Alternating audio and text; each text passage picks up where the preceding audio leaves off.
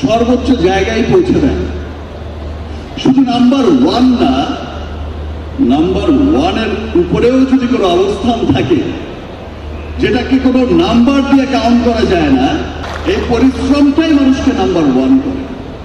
আর আমি সবসময় একটা কথা বিশ্বাস করি যে ধারাবাহিকতা। দেখেন, যে কোনো যেটা সেটা পণ্য হোক আর মানুষ হোক, কিছু মানুষকে দেখবেন যে কোনো ক্ষেত্রেই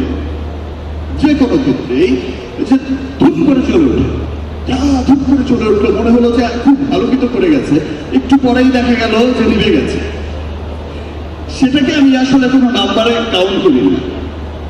সেটা মনে হয় যে ঠিক আছে, একটা এসেছিল আবার চলে গেল। কিন্তু যে দীর্ঘ সময় ধরে টিকে থাকে, দীর্ঘ সময় ধরে তার একটা পজিশন হোল্ড করে রাখতে পারে, সেই আসলে সফল মানুষ।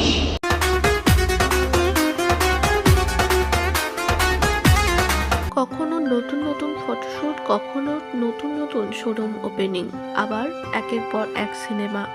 একেবারে বাংলাদেশে রাজ করছে নায়িকা অপু বিশ্বাস। তার মুভি থেকে কাজের সংখ্যা যেন দিন দিন বেড়েই চলেছে, কোনোভাবে তাকে থামানো যাচ্ছে না।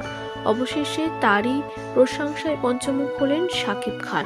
শাকিব বলেন, সত্যি আমার ভীষণই ভালো লাগে, দীর্ঘদিন ধরে নিজের জায়গা এমনভাবে স্ট্রং করে রেখেছে।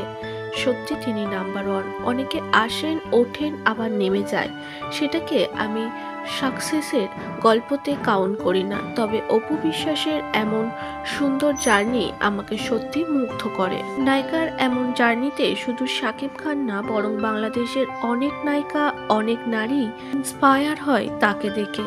তার ধৈর্য শক্তি এবং তার দিনের পর দিন এগিয়ে যাওয়ার গল্পতে অনেকেই বাংলাদেশে তাকে সাধুবাদ জানায়।